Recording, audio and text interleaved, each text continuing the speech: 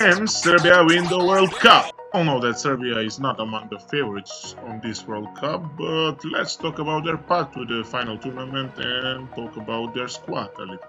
In the last qualifying game, they were playing against Portugal away and they needed to get a win to get directly to the World Cup. So let's hear about the statement of their coach Pixie before that game. Da li bi eventualni plasman na svetsko prvenstvo bio vaš najveći trenerski uspeh? Kako bre, eventualni bre.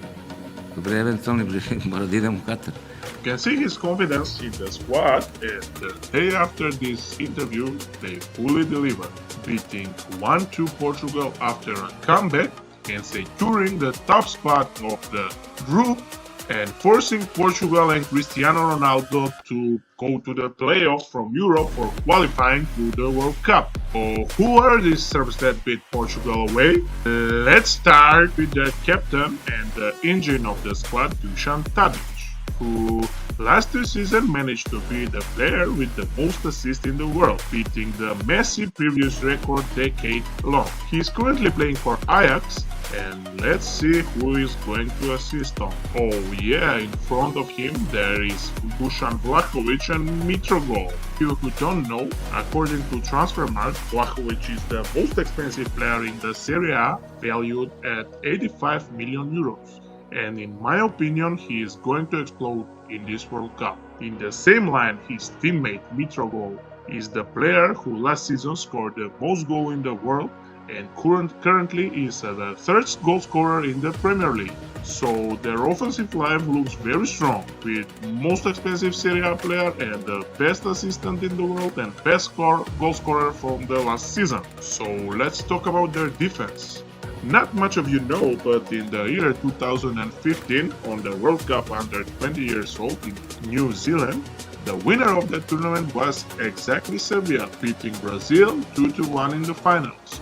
The backbone of that squad was the defense, which conceded just 4 goals on the tournament. Player of their defense in that tournament was their captain Veljkovic, who was best defensive player on that World Cup, and backed up with Antonov, and the best goalkeeper in the tournament, Rajkovic, is the backbone of their defense.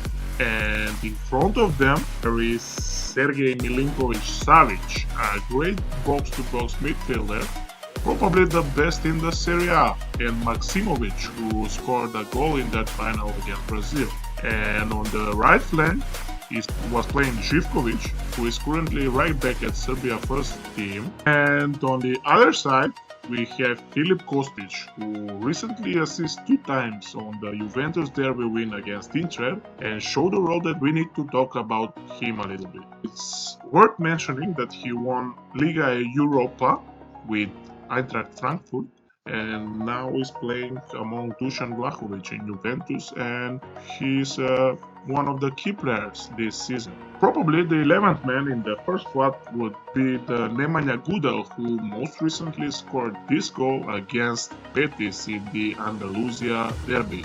Cup is 7-game tournament, so squad depth isn't really a big concern for the countries, but Serbia also have a strong bench with some players worth mentioning, like Luka Jovic, who last year was playing for Real Madrid and a bit of a form downfall after a great couple of seasons at Frankfurt, but players that can make a change, and also Lukic, who is a key player at Serie A side Torino. The rest of the squad are also decent players, with most of them playing in Serie A on Spanish Primera División. So it's now fair to say that Serbia have a bit of chance of winning the World Cup.